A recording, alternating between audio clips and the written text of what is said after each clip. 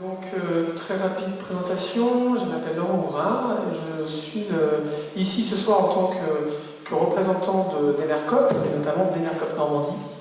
Pour ceux qui ne connaîtraient pas, c'est un fournisseur d'électricité qui existe depuis presque un peu plus de 10 ans maintenant, fournisseur d'électricité qui se fonde sur le fait qu'on peut complètement se passer de nucléaire et de charbon et de gaz fossile pour produire de l'électricité, et au contraire tout basé sur le renouvelable, et qui se fonde aussi, pour faire tout ça, sur le fait que décider ensemble et collectivement et le plus démocratiquement possible de ces questions-là est fondamental, d'où le fait que Enercop est sous forme coopérative.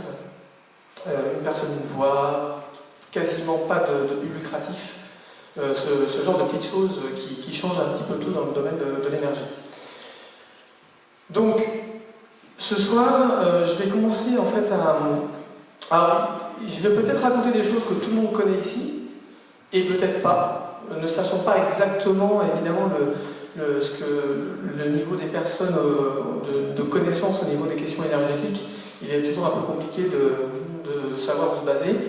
Donc, en tout état de cause, au tout début, moi je vais surtout parler, et rapidement, de l'aspect sobriété et efficacité énergétique, qui sont vraiment des aspects très importants qu'il faut appliquer au quotidien si l'on veut arriver à se passer un jour ou l'autre de l'électricité d'origine nucléaire notamment, mais pas que, notamment celle-ci. Et puis enchaîner sur les aspects production, et donc développement de production, où là je vais commencer à aborder certains aspects et je laisserai la main à Jean qui continuera sur cet aspect-là. Donc, est-ce que parmi vous, certains n'ont jamais entendu parler de négawatts? Une personne? Donc tout le monde en a entendu parler. Oui, deux? Ok.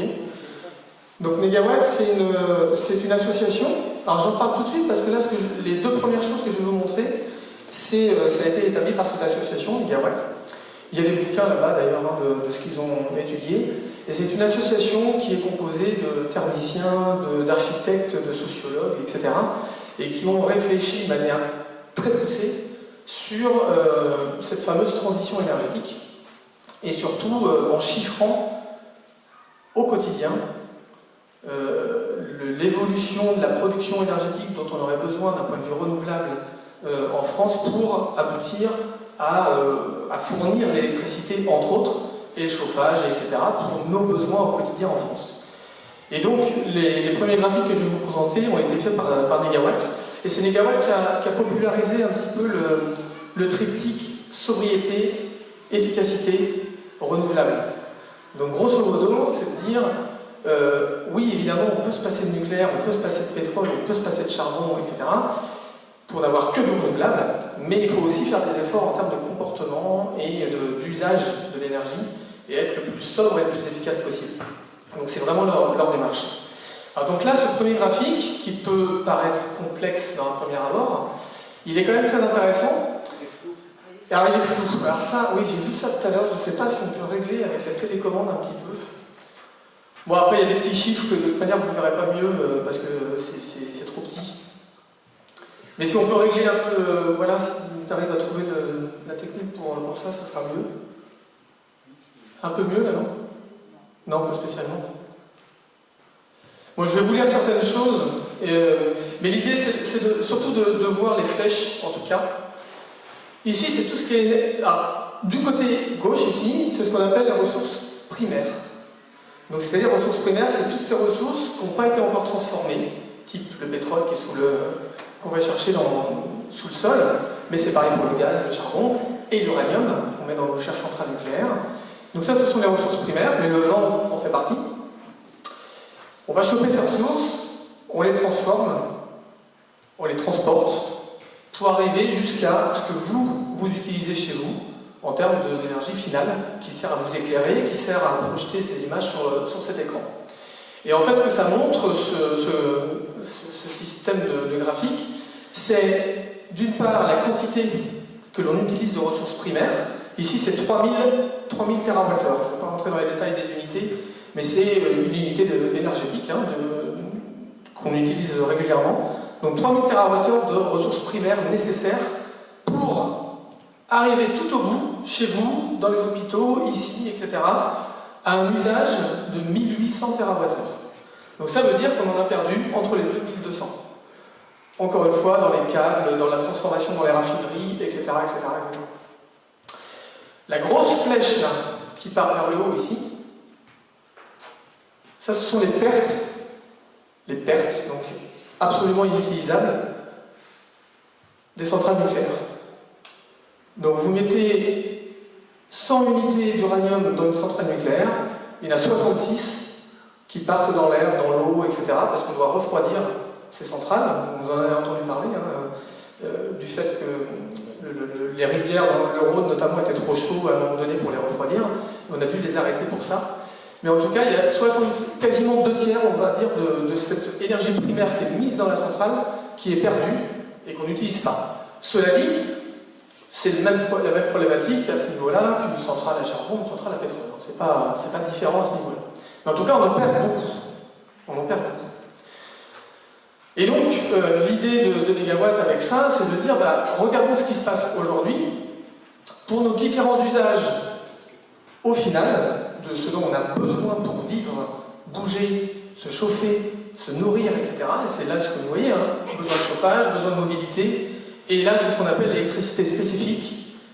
C'est ce pourquoi vous ne pouvez pas utiliser autre chose que l'électricité chez vous, quoi. Le vidéoprojecteur, vous ne pouvez pas mettre un litre de pétrole dedans pour que ça fonctionne, quoi. Il faut bien cette électricité-là.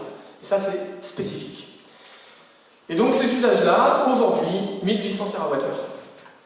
Et donc, avec tous leurs savants calculs et leurs... Oh, pardon, je n'utilise pas le mot, forcément. J'ai appuyé sur une flèche de ton ordinateur, Jean, tu m'excuseras. Et donc, Négawatt, en appliquant sobriété, efficacité pour nos besoins en énergie, dit qu'en 2050, si on fait bien ça, on se débarrasse complètement du nucléaire. Donc vous voyez, il n'y a plus la flèche qu'il y avait tout à l'heure pour l'uranium. On a un tout petit peu de pétrole, donc c'est cette partie-là, ou de gaz en tout cas. Et puis, tout provient du renouvelable. Alors tout à l'heure, elle était bien plus petite, là maintenant elle est bien plus grosse. Et par contre, en ressources primaires, au lieu d'avoir 3000 TWh, on n'a plus que 1000. Donc on a divisé par 3 la quantité d'énergie qu'on va retirer des ressources primaires qui sont principalement renouvelables, et pour arriver à un usage final de 850. Donc là, pareil, on a largement diminué les usages énergétiques qu'on a, chacun de nous, au final, et pour autant, on va quand même bouger, on va quand même manger, on va quand même se chauffer, on va quand même faire tout ça. Et donc l'approche de Négawatt, c'était de dire, on va d'abord se fonder sur de quoi on a besoin pour vivre correctement. On a besoin de se soigner, on a besoin de manger, je ne répète pas. Et de quoi on a besoin, et donc quelle énergie, quel besoin énergétique ça représente. Et ils ont monté la chaîne comme ça, pour arriver, maintenant, comment est-ce qu'on a produit cette énergie avec des ressources renouvelables pour aboutir à ce résultat-là. Et donc, en tout cas, ils ont démontré, par le calcul, que c'était tout à fait crédible et envisageable. Après, il faut arriver à passer de là à là. Donc complètement éliminer tout ça et tout ça pour arriver là, pour fournir nos besoins. Et c'est là qu'interviennent les notions de sobriété et d'efficacité énergétique. Alors, 2 mots là-dessus. Sobriété, c'est le fait de consommer ce qu'on a besoin, mais pas de consommer plus que ce qu'on a besoin. Typiquement, si vous pouvez aller acheter votre pain en vélo ou à pied, plutôt que de prendre un véhicule qui va brûler de l'essence pour y aller parce qu'il n'y a que 500 mètres à faire, eh bien ça va être forcément beaucoup moins énergivore en prenant votre vélo qu'en prenant votre véhicule. L'efficacité énergétique, ça va être un réfrigérateur. Qu'est-ce que vous avez besoin avec un réfrigérateur? C'est de garder du froid. Donc d'avoir des aliments qui sont gardés au froid. Et donc il y a des règles, il y a des process comme le compresseur qui va fabriquer ce froid-là. Eh bien il y en a qui ne sont pas du tout efficaces en termes énergétiques. Donc ils vont consommer plein d'électricité pour fabriquer le même froid. Et d'autres qui sont bien plus efficaces et vont consommer bien moins de kilowattheures. Et vous aurez quand même votre froid dans les réfrigérateurs. Donc, ce sont les 2 notions qu'il faut essayer d'appliquer systématiquement dans tous les domaines, et on arrive à économiser énormément d'énergie pour avoir le même niveau de confort. Alors, quelques petits aspects pour répondre à la question qu'est-ce qu'on peut faire, nous, en tant que citoyens, sur ces questions énergétiques. Alors, il y a différents niveaux que je vais aborder maintenant assez rapidement. Alors, un peu pour provoquer, hein, mais on entend souvent ça, en fait, plus que d'autres aspects, c'est les fameux éco-gestes. Alors, il ne s'agit pas de dire qu'il ne faut pas en faire d'éco-gestes, bien sûr, hein, mais si on ne fait que focaliser sur les gestes que chacun peut faire à domicile, pas certain que ça change la donne, quoi. C'est-à-dire que là, évidemment, si vous laissez vos lumières allumées dans une salle où vous n'êtes pas, évidemment, il faut l'éteindre, parce que vous avez consommé des kilowattheures pour rien. Si vous pensez à éteindre toutes les veilles de vos téléviseurs, ordinateurs et je ne sais quoi d'autre, qui vont fonctionner tout le temps aussi si vous n'y faites pas attention, eh bien ça va rajouter encore des consommations qui n'ont aucune utilité. Donc tout ça, ça fait partie de ces éco-gestes qui, si vous faites attention, évidemment à titre individuel, vous allez diminuer entre autres votre facture d'électricité, vous allez diminuer ce qu'on appelle le soutirage, donc le nombre de kilowattheures que vous allez retirer du réseau, donc tant mieux pour la société, et évidemment si vos voisins le font et toute votre famille, bah, évidemment ça multiplie le nombre de kilowattheures qu'on va gagner à la fin. Donc tant mieux, et ça va demander moins de ressources primaires nécessaires, donc que ce soit l'uranium actuellement, ou demain le vent, pour produire ce dont vous avez besoin. Mais il est clair que, à grande échelle, cet aspect-là n'est pas suffisant. Il n'est pas suffisant. Et donc on peut passer à un deuxième aspect que j'ai résumé sous la notion de consommation et qui aussi peut se résumer par le fait d'acheter mieux et moins.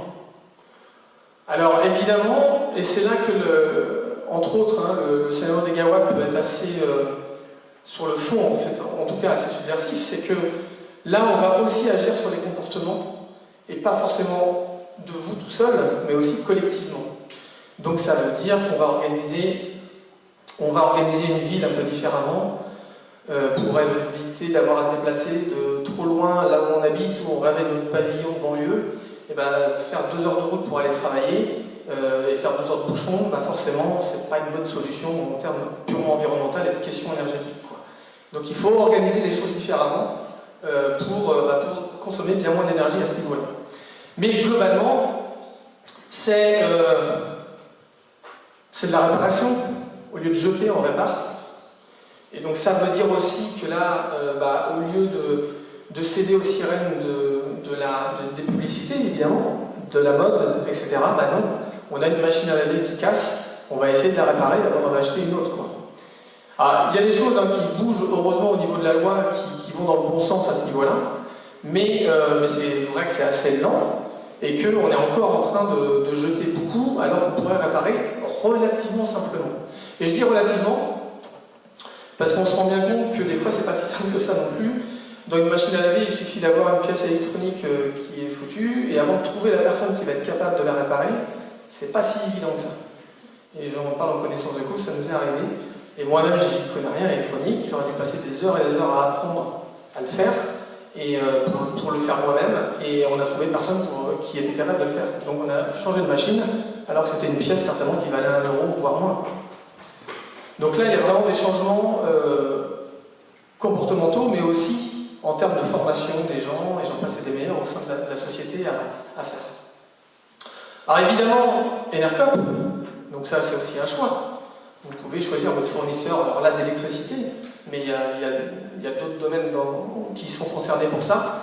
Et donc en tout cas, orienter les choix individuels comme collectifs vers des fabricants, des ressources qui sont bien moins énergivores et qui vont quand même permettre de manger correctement, c'est d'où l'aspect panier ici avec des légumes dedans, manger bio éventuellement, local, l'aspect circuit court, etc., etc. Mais là encore une fois, j'insiste, individuellement on peut essayer de chercher des solutions, mais c'est pas seul, individuellement ça peut pas suffire, quoi. Il faut avoir une dynamique collective, voire politique, pour y arriver. Et puis, un dernier aspect, c'est là que je vais commencer à donner la main à Jean. On a ces aspects-là concernent surtout, vous l'aurez compris, hein, les aspects sobriété et efficacité du réseau du scénario de mégawatts, donc comment on consomme moins et comment on consomme mieux, pour des besoins qu'on a au quotidien pour la vie.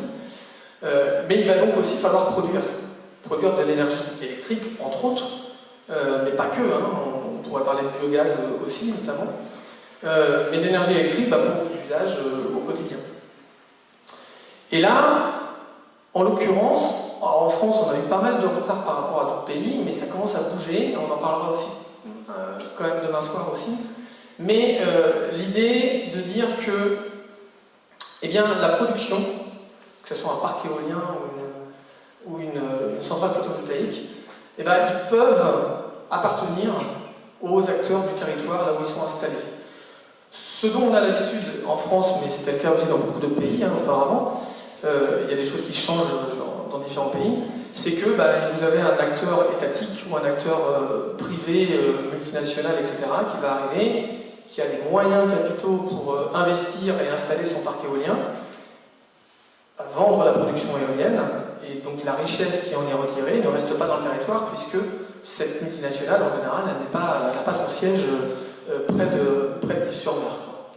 Donc l'idée ici, c'est de dire, on va produire de l'électricité d'origine renouvelable, parce qu'on en a besoin pour cette transition énergétique, mais en plus, on peut essayer de faire en sorte, en tout cas, que ce moyen de production appartienne aux acteurs du territoire, donc la collectivité, vous, en tant qu'habitant, une structure privée, une association, une entreprise, etc.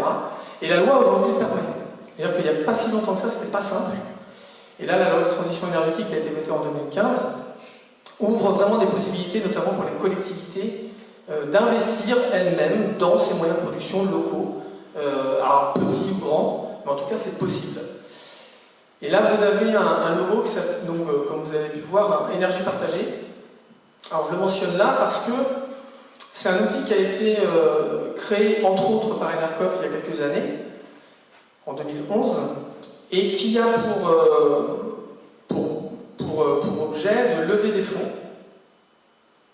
auprès d'investisseurs, comme encore une fois vous et moi, et que ces fonds auront pour utilité d'être directement investis dans des projets renouvelables, mais avec des notions très importantes. C'est-à-dire que ce n'est pas parce que c'est un projet renouvelable que c'est bien. Il faut que ce soit un projet renouvelable qui respecte quand même certaines chartes, notamment si on installe des panneaux photovoltaïques sur des terres agricoles, c'est pas très intéressant. Il faut d'abord faire pousser la nourriture avant de faire de l'énergie. Donc il y a une charte de ce côté-là, et puis qui fait beaucoup jouer les aspects de gouvernance. Donc c'est-à-dire que ce n'est pas une ou deux personnes qui vont décider pour tout projet, ça va être au contraire partager les règles de décision concernant le projet vont être partagées vraiment avec les différents investisseurs, individuels ou collectifs, et notamment, par exemple, adopter des fonctionnements de coopératives où, peu importe ce que vous investissez, vous avez une voix. Voilà, donc c'est pas une action, une voix, c'est une personne, une voix. Donc Énergie Partagée travaille beaucoup sur ce type de projet. Et en l'occurrence, pour vous donner juste un chiffre, les coopératives de production en Allemagne sont celles qui possèdent plus de 50% des éoliennes, donc des grands parcs éoliens. D'accord ? C'est vrai que les grands parcs éoliens en Allemagne, aujourd'hui, c'est plutôt une minorité qui appartient à des acteurs purement privés. La plupart appartiennent à des gens qui ont investi pour le parc éolien qui est aux portes de leur village. D'accord ? Je schématise un peu, mais l'idée est là. Et donc, nous, on a ces possibilités-là depuis pas très longtemps. Ça fait quelques années maintenant, mais ça prend du temps. Et surtout qu'on a été habitué en France à avoir un opérateur historique, EDF, qui avait la mainmise sur tout, grosso modo, la production, l'alimentation, etc. Et donc, le temps de s'enlever ce genre de fonctionnement de la tête, ça prend du temps donc. Et maintenant on sait qu'il y a des outils qui permettent d'avancer sur ces sujets-là et de vraiment construire des moyens de production collectifs, possédés collectivement, et que c'est pas seulement de la possession, c'est vraiment du choix. C'est-à-dire qu'après on peut décider, et c'est le dernier exemple que je vous donne, un parc éolien qui par exemple en Bretagne, le premier parc éolien qu'on appelle nous citoyen, a été construit à Redon du côté de Redon, Bégane. C'est plus d'1 millier de Bretons qui ont ensemble financé ce parc, ce premier parc, parce qu'il y en a 3, avec les collectivités, encore une fois. Hein. Et quand on parle d'un parc éolien, derrière, c'est que quand vous vendez les millions de kilowattheures qui sont produits, ça fait beaucoup d'argent qui revient.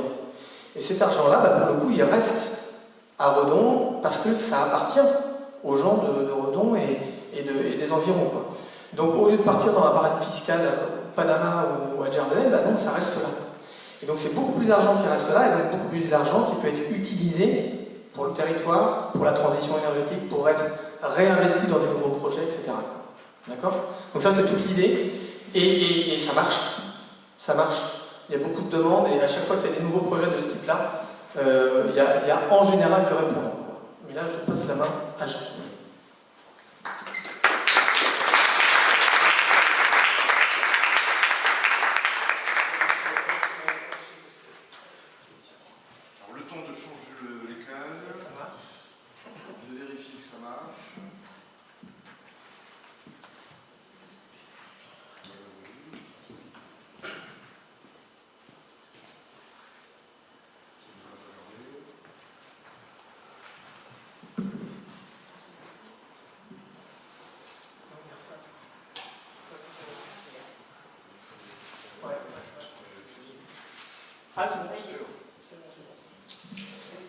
Donc moi c'est plutôt un témoignage que je vais apporter qui va illustrer les propos de Laurent.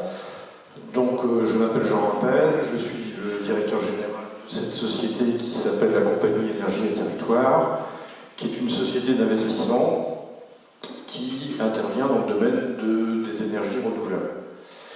Et en parallèle, j'ai été secrétaire général de CAP21, que vous connaissez certainement, présidé par Corinne Lepage, pendant un certain nombre d'années. J'étais son assistant parlementaire aussi pendant un certain nombre d'années.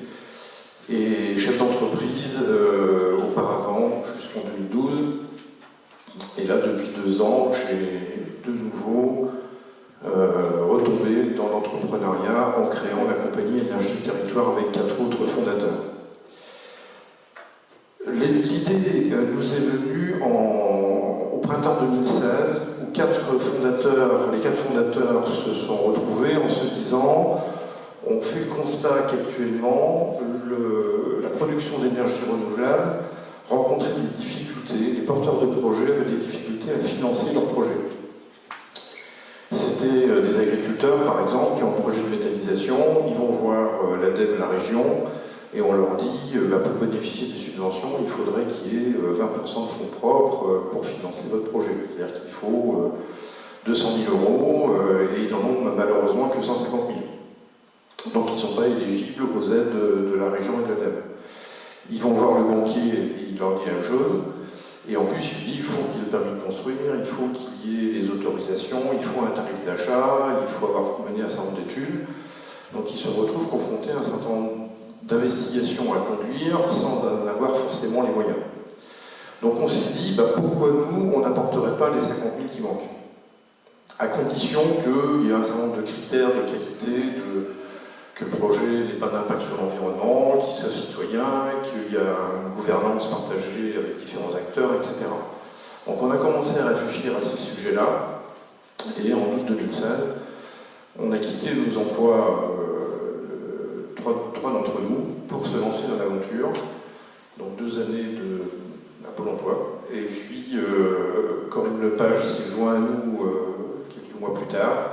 Et donc les 5 fondateurs ont créé la compagnie Énergie Territoire, qui est une SAS, qui est basée à Paris et qui aujourd'hui porte un certain nombre de projets avec des acteurs qui sont aussi bien des agriculteurs, des forestiers, des gens comme vous et moi qui veulent mettre du photovoltaïque dans leur quartier, sur les toits de la mairie, sur des bâtiments publics, et qui se retrouvent confrontés à un problème de moyens.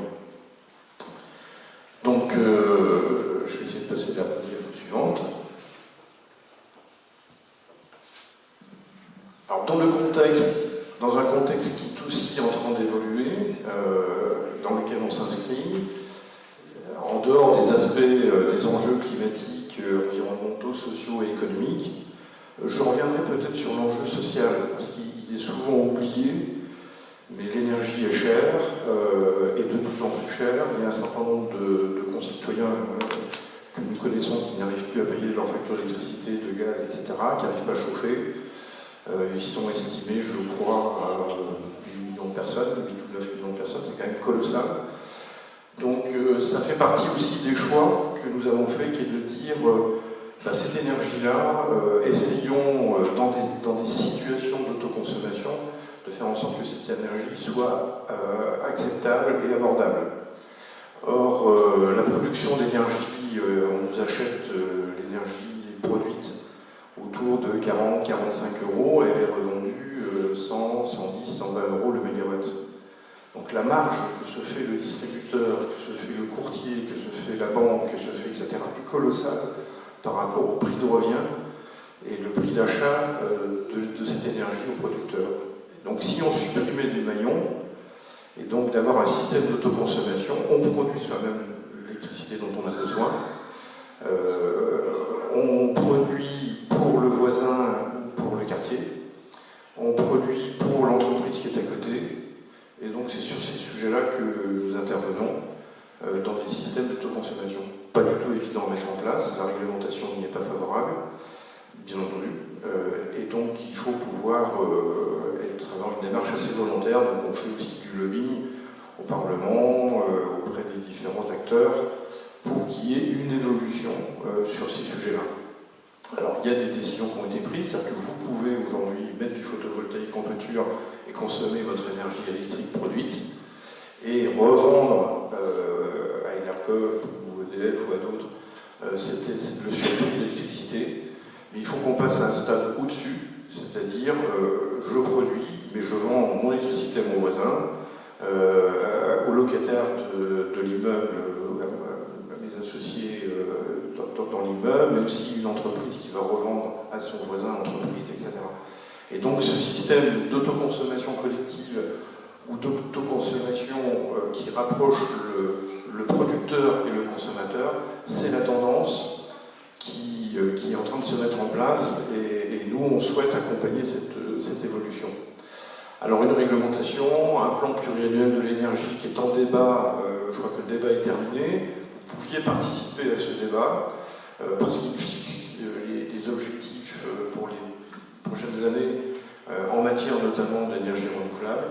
Je pense que ça fait partie des choses que nous devons, on doit être concerné par ces choses-là et pouvoir y participer. Il est clair qu'aujourd'hui, les enjeux, c'est une décentralisation énergétique, c'est-à-dire que les décisions ne se prennent plus à niveau national, la production n'est plus, l'idée n'est plus à mettre dans des réseaux câblés et distribués à une échelle nationale, mais plutôt de raisonner sur du court, des circuits courts, on produit, on consomme localement.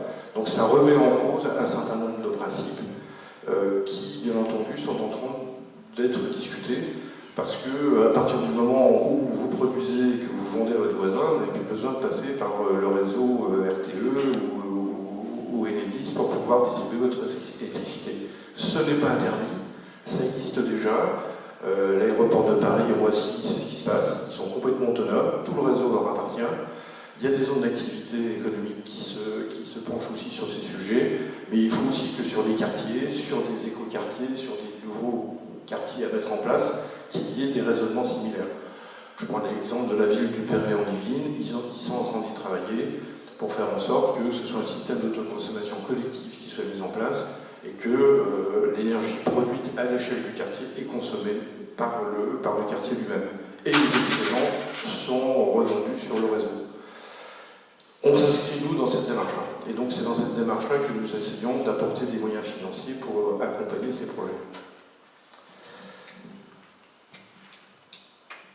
Alors aujourd'hui, après 2 ans, je ne vais pas dire de galère, mais enfin 2 ans pas forcément évident, on a levé 350 000 € auprès de gens comme vous, comme moi.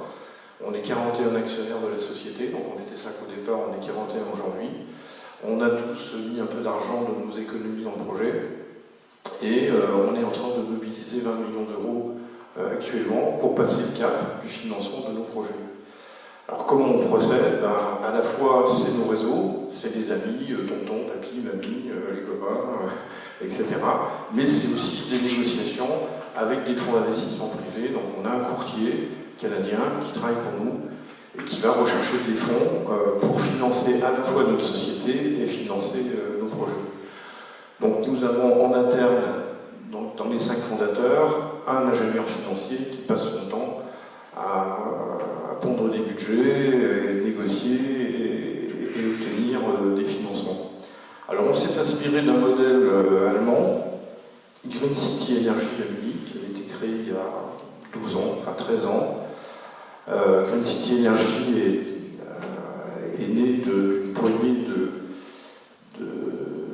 d'écologistes, des Grunes, qui ont eu un raisonnement un peu similaire, et ils ont mobilisé 440 millions d'euros auprès des citoyens, auprès des acteurs comme vous et moi, pour pouvoir financer aujourd'hui 900 installations de production d'énergie, que ce soit du solaire, du photovoltaïque, mais aussi de l'éolien, etc.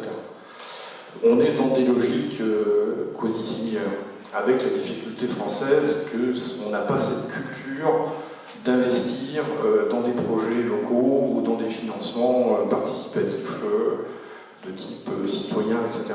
On a quand même une culture d'avoir son livret d'épargne qui ne rapporte rien à 0,75%, alors qu'on est sur des projets avec une rentabilité de 2, de 3, de 4%, voire plus, et qui peuvent intéresser nos partenaires. Donc c'est cette culture-là qu'on essaye de changer. On a actuellement 20 projets en cours, on a 175 MW en cours d'études et en cours d'implantation, et notre premier parc solaire devrait voir le jour en 2019 sur 4,5 hectares. On a à Saint-Hippolyte-du-Fort dans le Gard, et donc on crée localement une société qui porte le projet. On n'est pas forcément majoritaire, on peut détenir, sur Saint-Hippolyte-du-Fort, on détenait 45%, et les habitants de Saint-Hippolyte détenaient 55%. Donc ils étaient 5 forestiers, propriétaires d'une parcelle, qui avait été déboisée dans une zone d'activité, donc on pouvait urbaniser, et donc on porte un projet de 3,5 MW. Alors l'effet, il y a eu un effet boule de neige, c'est-à-dire que dans les villages à côté, on a entendu parler de ce projet, on a fait des réunions avec la mairie, etc. Et on a un propriétaire foncier qui est venu nous voir en nous disant moi j'ai 130 hectares, qu'est-ce que je pourrais faire avec ces 130 hectares? Et donc là, on est en train de monter un projet de 90 MW, et on a associé un certain nombre d'habitants de la commune pour porter le projet avec un raisonnement simple. Vous mettez ce que vous pouvez mettre. Si vous mettez que 150 €, c'est pas gênant. Et par contre, bon, vous n'avez pas un nombre de parts forcément très important. Mais ce qui est important, c'est que vous soyez acteur de cette production d'énergie locale et qu'une partie de cette production puisse être utilisée localement. Donc, à chaque fois, on a une approche qui est de discuter avec la commune, la communauté de communes, pour évaluer quel est le volume d'électricité qu'ils consomment quotidiennement et d'avoir un profil énergétique du territoire pour essayer que notre production puisse répondre tout ou partie à la consommation locale dont on a besoin. Donc on a créé aujourd'hui 9 sociétés, il y en a 5 encore en cours, donc c'est une société par projet, et moi je dirige les 9. C'est ce qui devient assez compliqué, mais ça ne peut pas être autrement. On s'est aperçu qu'avoir un discours de gouvernance en disant on partage, on co-gère, etc., certes, les présidents des sociétés sont tous des gens locaux, mais les discussions, les négociations, les aspects financiers sont tels qu'il y a besoin d'une assistance, il y a besoin d'être là, il y a besoin de tenir le crayon et de prendre des décisions d'une façon partagée, mais de pouvoir après les exécuter et les mettre en place. Donc moi demain, par exemple, j'ai un comité de pilotage à 11h par vidéoconférence, puisqu'on fonctionne beaucoup comme ça, avec les 12 associés d'un projet de parc de 40 hectares. Donc on est sur 40 MW et on a une réunion tous les mois où on rencontre des études, des discussions que nous avons avec Enedis, etc. Donc on est assez content de l'évolution. le combat n'est pas terminé, c'est un peu compliqué. Alors les projets, donc on est sur Saint-Hippolyte-du-Fort, c'était notre premier projet. On est sur 4,5 hectares, on est sur 3,5 mégawatts, 1500 heures de fonctionnement, et donc on est en cours de développement avec, je pense, le premier kilowatt qu'on produit l'an prochain, en 2019. Après, on est sur un projet donc, un peu plus important, donc on a créé 3 sociétés à Claré, donc Solar Park 1, 2 et 3. On est donc sur ces 90 mégawatts, c'est quand même assez colossal. On a scindé le projet en 3 fois 30 mégawatts. Et là, on vient de créer la société, on a mobilisé les fonds, les acteurs locaux sont associés, et on a Green City Energy, dont je parlais tout à l'heure, qui apporte son soutien financier dans l'opération. C'est une opération qui va faire... Si on réalisait les 90 mégawatts, c'est une opération qui va faire 90 millions d'euros, quand même pas un autre. Et sur les 90 millions d'euros, c'est 20% de fonds propres. Donc ce qu'on appelle les fonds propres, c'est le capital. C'est ce qu'on apporte nous dans l'opération. Donc ça veut dire 18 millions d'euros qu'il va falloir trouver auprès des citoyens, auprès des acteurs locaux, etc. Et le reste, c'est du financement bancaire, c'est-à-dire que les banques finance, quand votre projet répond à un certain nombre de critères, à peu près 80% du coût d'un projet. Et ça, c'est pas propre à nos projets, c'est d'une façon systématique. Donc, vous voyez que c'est des moyens relativement importants qu'il faut pouvoir mettre en place. Et quand on parle de projets locaux, etc., ce sont des investissements relativement importants. Bon, là, on parle de projets en mégawatts. On a des projets de plus petite taille, on parlera tout à l'heure de ce que fait les centrales villageoises. Je ne sais pas si vous avez entendu parler de ces SAS qui se créent avec des habitants par quartier. Et donc nous, on accompagne ce type de projet, mais là on parle de 250 kW, 300 kW, des projets de plus petite taille. On est donc sur un projet Quissac, un projet à Saint-Maurice aussi, donc des projets qui sont aussi d'une certaine taille. Et puis, culturellement, nous sommes des gens qui avons une certaine sensibilité dans le domaine du bois énergie. On pense qu'il y a un intérêt, à condition de respecter un certain nombre d'engagements de gestion forestière, de renouvellement, etc., de ne pas utiliser des bois de construction, mais plutôt du déchet bois, enfin ce qu'on appelle des produits connexes de scierie ou forestier. Et donc on a un projet dans le Morvan, et puis il se rajoute plus récemment un projet dans les Hauts-de-Pyrénées de la même dimension.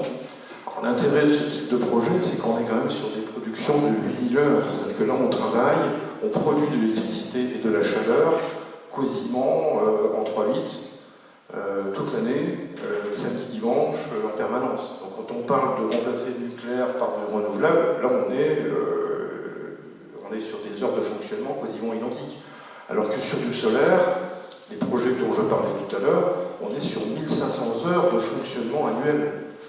C'est-à-dire qu'à partir de 19h, on ne produit plus, la nuit, on ne produit pas, on reproduit à partir du matin, et encore, il y a des périodes d'hiver, etc., où on produit très peu. Là, on a une production extrêmement continue, 24 heures sur 24, sauf pendant les périodes de maintenance de ce type de choses. Et là, sur les projets dans lesquels on est sur Saint-Forgeau, donc en Saône-et-Loire, la société, c'est 3 forestiers, 3 exploitants forestiers, c'est le propriétaire du site, c'est un entrepreneur. Voilà, on a associé tout un ensemble de gens qui trouvaient que c'était intéressant de pouvoir mettre en place un projet de ce type-là. Et sur Lannemezan, c'est pareil.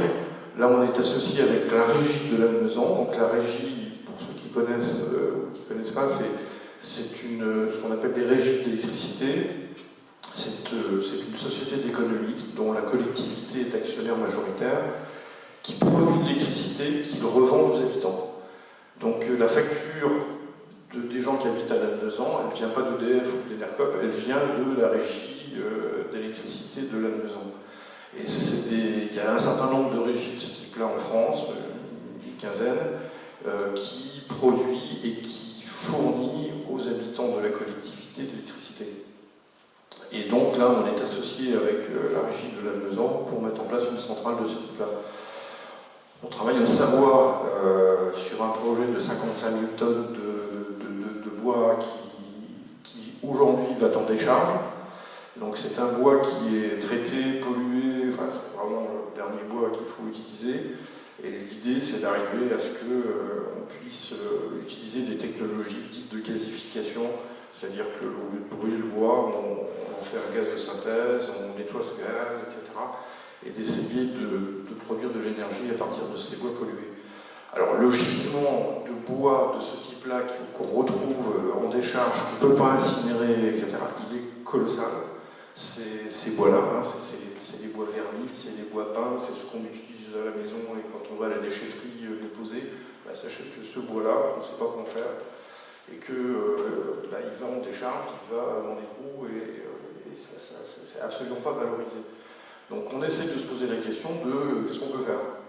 Et donc on va rechercher ce qu'on appelle de la thermochimie pour extraire les vernis, les peintures, enfin tous ces produits-là, d'essayer de les sortir de ce bois, de les stocker, et au lieu de mettre 55 000 tonnes en décharge, peut-être de mettre 4%, c'est-à-dire à peu près 2 tonnes. Alors certes polluant, mais c'est tout aussi polluant que de mettre ces produits-là en décharge. Voilà, ça fait partie des travaux qu'on essaye d'initier, quoi. Et puis, voilà. Alors après, on est sur des projets de barrages hydroélectriques. Donc ça, c'est la communauté de communes de Château-Thierry. On a eu un coup de fil un jour du pays de Château-Thierry qui nous dit on a 4 seuils sur la Marne. On est persuadé qu'on pourrait faire quelque chose. Est-ce que vous pourriez nous aider à monter un projet? Donc on a audité, on a commandité un bureau d'études. On s'est aperçu qu'il y avait potentiellement 500 kW de potentiel. Et donc on est en phase aujourd'hui de discuter avec la communauté de communes, avec le pays et les riverains, de créer une société qui porterait le projet de production d'électricité à partir des barrages hydroélectriques. Alors ça, c'est des projets qui sont les plus avancés, dans lesquels on a créé des sociétés où c'est en phase de créer. Mais le nombre de projets qui nous arrivent, c'est à peu près un par semaine. C'est colossal. On n'arrête pas. On a signé un accord avec Énergie Partagée pour pouvoir coopérer en vue de travailler ensemble. On a signé un accord avec Enercop aussi, comme principe que notre production d'électricité serait vendue à Enercop au lieu d'être vendue à EDF ou à d'autres.